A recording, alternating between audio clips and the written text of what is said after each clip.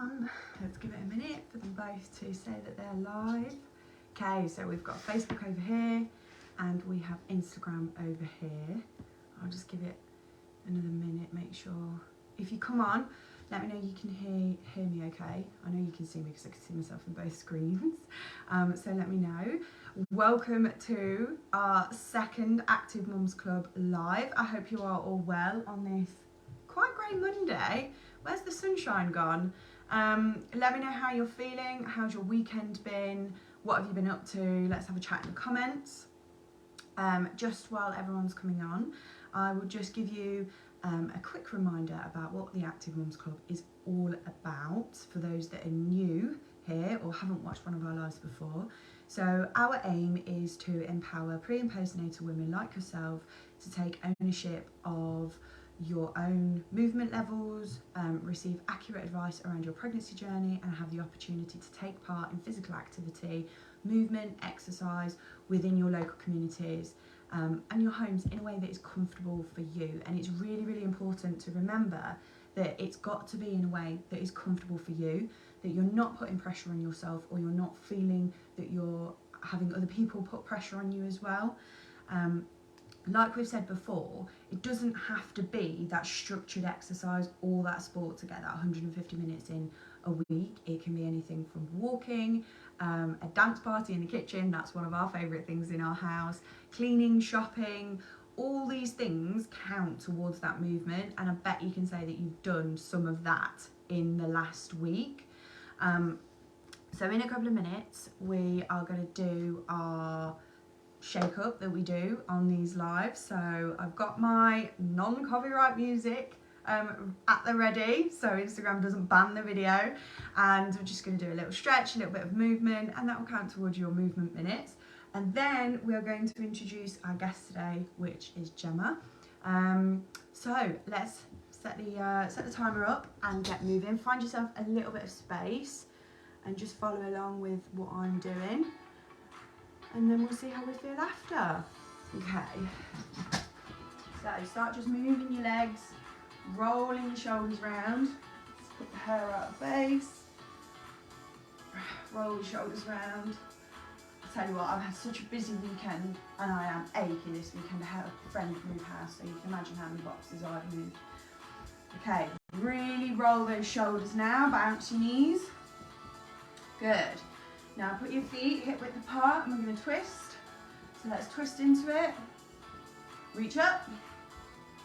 Good. And if you can, reach down. Good. Okay, and come back and step on the spot. Nothing too much for a Monday morning. Words fell out of my head then. Okay, lift one leg up, arms up. Good, we just want to get moving, shake off the weekend, get ready for the week ahead, bring your legs up behind you. Good, now we're going to go into squat and bring your arms up at the same time. Good, keep going. Good, well done, bring it up, stretch up, we're all ready. Okay, let's stop the great music. I know, it's so good, isn't it? We'll stop the timer as well, otherwise it will just go mad. Okay, so what I'm going to do now is today we're going to be speaking to Gemma. She's a physio and a Pilates instructor, but I won't tell you too much about her. I'll let her introduce herself and then we'll go into some questions. If you've got any questions as we're going through, please just pop them in the comments and we'll get to them at the end. Or if there's any questions that you want to ask but you don't want to ask in a public forum, then just send us a message or send Gemma a message and we'll be more than happy to help. So let's invite Gemma in on here. Hold the line. Okay. So we'll be able to see Gemma on this one. On Facebook, you'll be able to hear her, but you won't be able to see her. Hello! Hello, okay? Yes, thank you. Are you? Yeah, good, thank you. How was your shake up? Yeah, I'm a bit out of breath now, but we'll be alright. I feel much better for it now. I've just done a little bit. Oh, okay, great. So what we'll do first, if you just want to introduce yourself, let us know a little bit about you, what you do, and then we'll get going with some questions. Perfect. So thank you. Thanks for having me on this nice. It's not quite sunny yet, is it? No, hopefully by this afternoon. Yeah. Hopefully. Got a lot of outdoor things planned this week. So I'm Gemma. I'm a women's health physiotherapist and Pilates instructor. So I'm based in Burbage, in Leicestershire. So super local to you guys. So my background is physiotherapy, and then about 19 years ago specialised within women's health, and then almost sub-specialised a little bit more into sort of like the pregnancy, postpartum, menopause sort of period. So although I sort of manage lots of women's health conditions, one of my sort of main focus is around pregnancy and postnatal, supporting women to get back into exercise after having a baby, managing any symptoms that they might be having. So I do that through kind of physiotherapy and appointments with me, but also Pilates. That's a really nice complement to sort of pelvic floor problems, to sort of postnatal, postpartum, sort of building things back up again. Yeah, fab, thank you. And what's the earliest someone would be able to come and see you? Like, do they have to have symptoms or not? Or so what's the earliest they would come and see you? So the earliest I see someone after having a baby would be about 6 weeks. So 6 to 8 weeks is usually a really good time. As long as they've stopped bleeding, they can come and see me. I have almost like 2 groups of people that come to see me. So I do like a postpartum check, which is called like a mummy MOT. People can have those whether they have symptoms or not. So I get like 2 groups. So some people come because they just want to check that everything is okay, and that they're good to go, or they want some, quite often, specific advice in getting back into exercise, which we can give them in terms of, there's quite a lot of specific guidance around getting back into impact sports like running and HIIT stuff and CrossFit, things like that. And then the second group of people, which probably want all those bits as well, but also then might have some symptoms, so things like stress incontinence, so like leaking when they're coughing, sneezing, moving around, exercise if they're trying to do anything, they might have any sort of the pelvic health symptoms, maybe some pelvic pain, back pain, prolapse, so all those things. They also want what the first group of people want, and then so I help them manage it through appointments and sessions where we sort of assess them, go through kind of their history, what's been going on, assess them really thoroughly, and then get them started. So often they leave with quite a lot of homework. Good.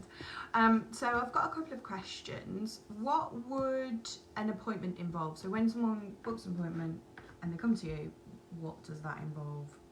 So they'll come, as we said, from about 6 to 8 weeks at the earliest, but also just to highlight that's the earliest, and there's actually not a cut-off with me. I see people of all ages, but certainly even postnatally, you've had a baby, you're always going to be postnatal, so there's not a cut-off from that point of view. So then they'll come in, they'll come to see me at my clinic, we'll go through all their history in quite a lot of detail, go through that delivery, any intervention, pregnancy, general health, things like that.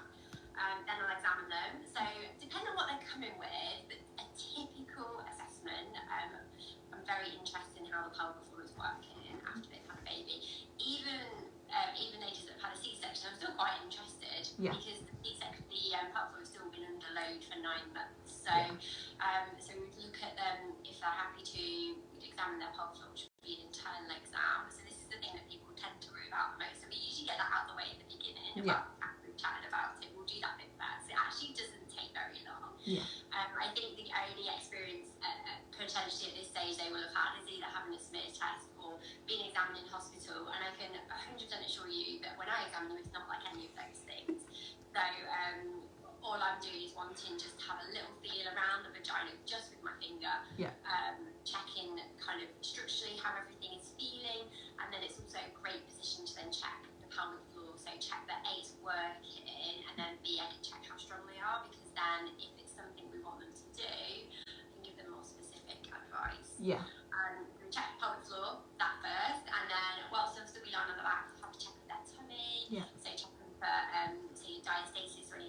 separation within the hour, but still just checking what that feels like. The separation that we hear a lot about, which is probably another Instagram live to talk about, but everyone's always very interested in the width, but I'm also very interested in how it's functioning, and how it's actually supporting the tummy and supporting the abdominals.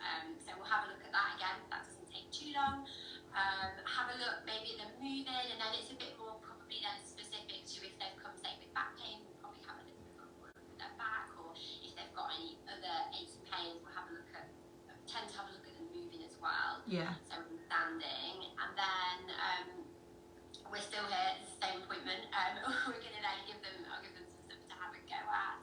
So quite often they'll leave with some strategies, a very minimum they'll leave with some strategies to be practicing, whether it's to do with their breathing or some specific exercises to help support them, and then we'll take it from there. And certainly people often want to know kind of when they need to come back. Is it like a certain number of sessions? And it's very, very individual. So most people obviously they'll come for the first one, and then it's usually a good idea to review them in about 6 weeks, but it really depends on where they're at. So if they've got a goal of say they're 6 weeks postpartum and they want to start running, well, 6 weeks is going to be way too early to start running, even if they feel fine and even if they have a great assessment. We still want to wait until they're at least between 3 to 6 months, so then it would be a really good time to review them then, just to sort of check out where they are, or if they've got some symptoms and I've given them some stuff to do, then definitely I'd want to see them again just to check that how they're getting on with stuff. So really depends, but certainly that's like an overview. It sounds really good.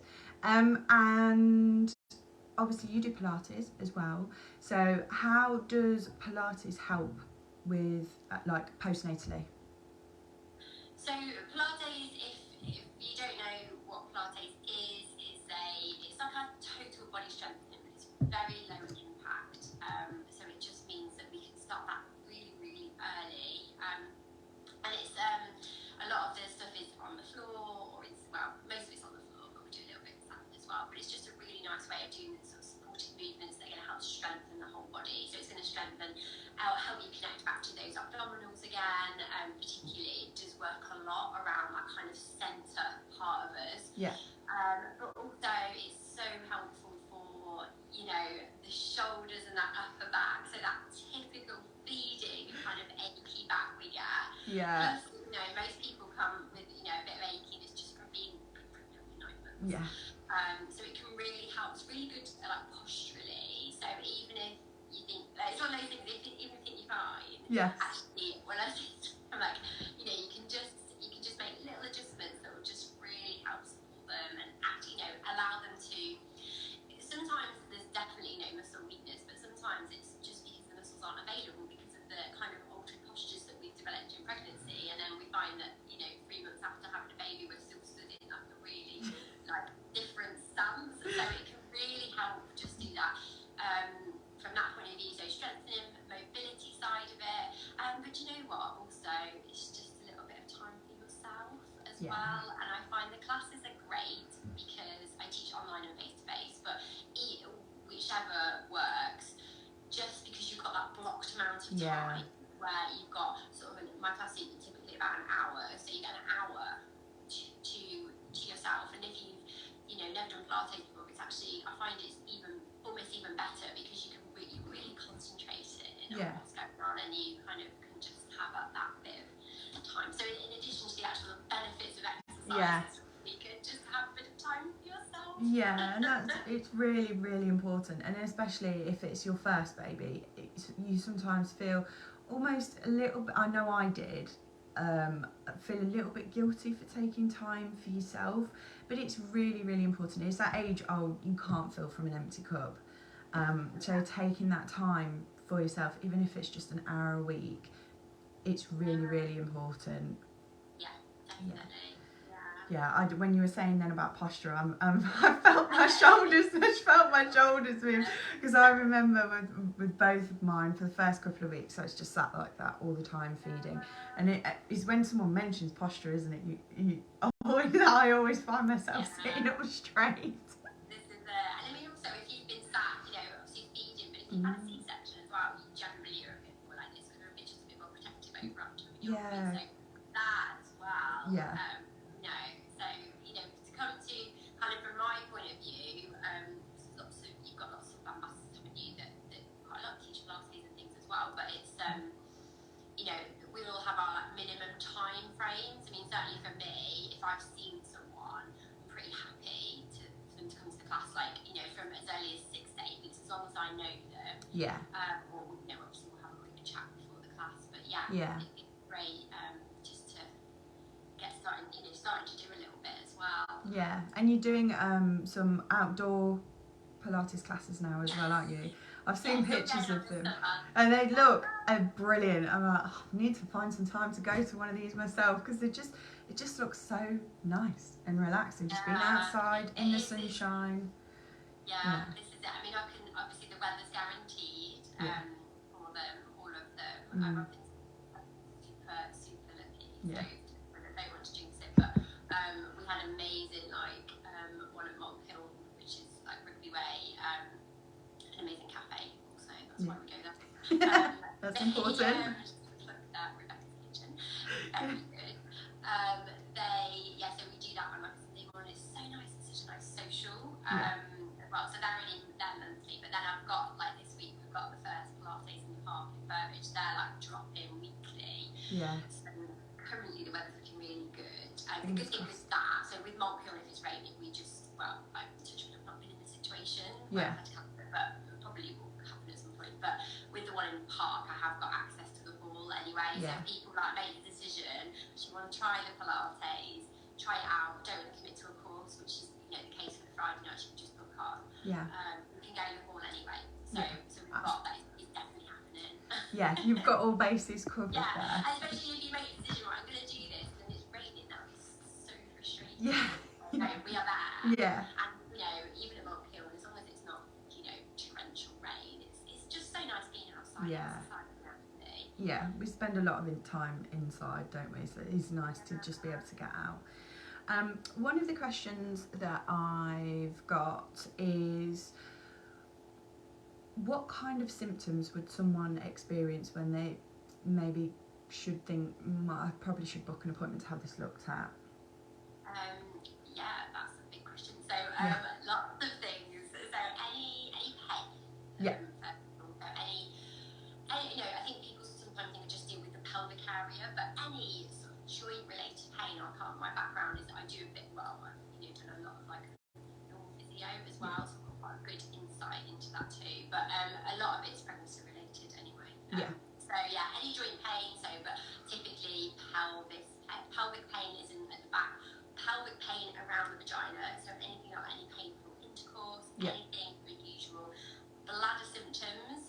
So any like leaking when you're coughing, sneezing, any sort of what we call like urgency, that not being able to kind of hold your bladder to get to the toilet, moving, noticing leaking, any heaviness. So things like prolapses can present quite heavy feelings underneath, or feeling like you've got sort of a tampon stuck in the wrong way. Anything underneath, like vaginally. Bowel symptoms, like any bowel incontinence, anything around that area. Definitely. I think first of all, of course, there's the whole thing of is it common? Is it normal? All that. So is it one of the stress management effects? Like I think there's stat of 1 in 3 people, but that's the people that have mentioned about it because it's such a thing we don't tend to talk about. But actually, it's probably much higher. Yeah. It's not. I think the key thing is it's not just part of having a baby. Yes. It can be really common, and in fact, it's normal. It can be quite normal because it's so common, but it's not something that you have to put up with. So it's just that knowing where it is. And I know it's so much around. It's very embarrassing. There's lots of jokes around. I mean, even you get even birthday cards I see in the supermarket, with joking about it. But we can address this. Yeah. Like I meet ladies from postpartum right up until I had someone the other day that was 74. But better to get it done than let's get it done now. Because you will be in a much stronger position, especially if you go on and having the baby. The more we can start to address it now, the better. And the better you can get back to yourself. Fab. And with pelvic floor, obviously we're told by the midwife, do your pelvic floor exercises and things like that. But how often are you actually supposed to do them? That was a big question. Like, how often are you supposed to do pelvic floor exercises? Because the midwife, I remember when I was pregnant, especially with my second, and I kind of thought, oh, maybe it's because I've had one before. They're not so in detail about it, but have you done your pelvic floor? And you kind of just go yes, because but then they don't say, oh, do it this many times a day, or this is how you should be doing it. So yeah, could you just explain a little bit more about that? So I mean, now I've got loads of guidance with pelvic floor, obviously.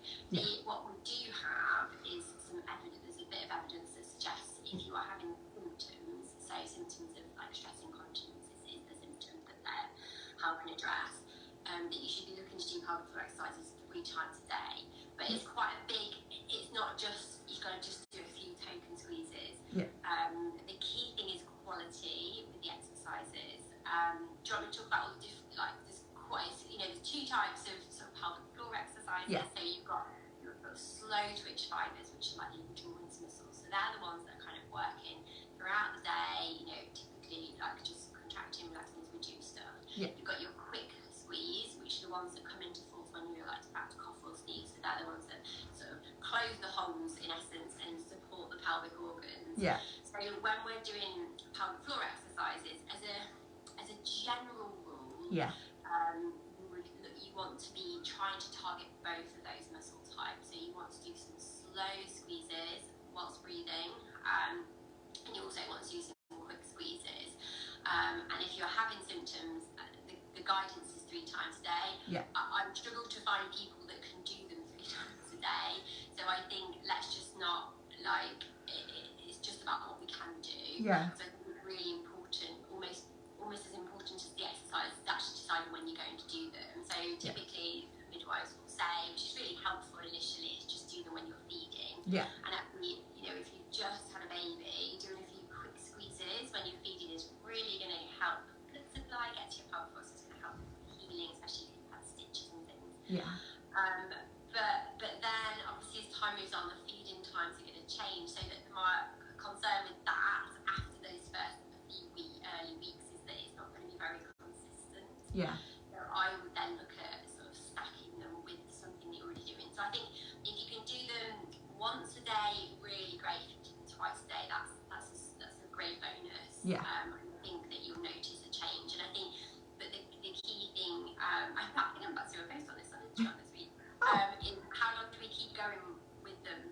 How long for? Yeah. And the guidance, that specific evidence I was talking about, is based on a 3-month sort of period. Yeah. So it's suggesting that if you do them 3 times a day for 3 months, you should be not better potentially, but you should notice a difference. Yeah.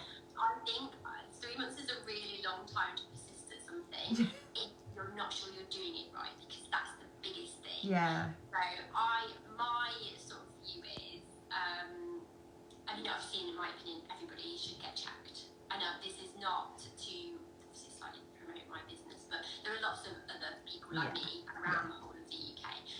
If you can just get checked, because you're not going to get checked at your 6-week check. That's a whole other session. Yeah. That does not cover you.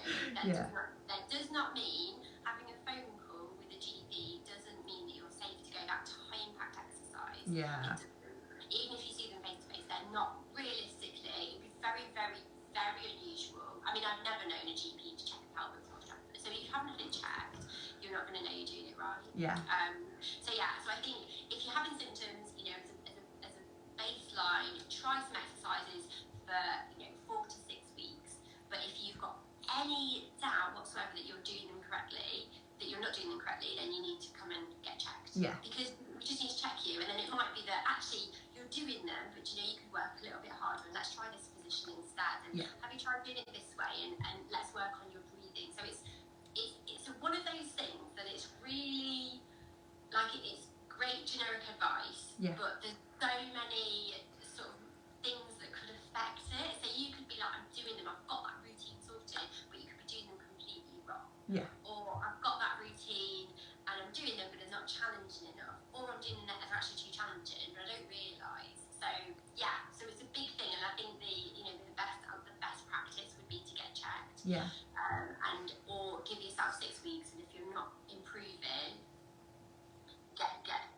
see someone that can help you. Yeah, it's so individual, isn't it? And it's so important as well.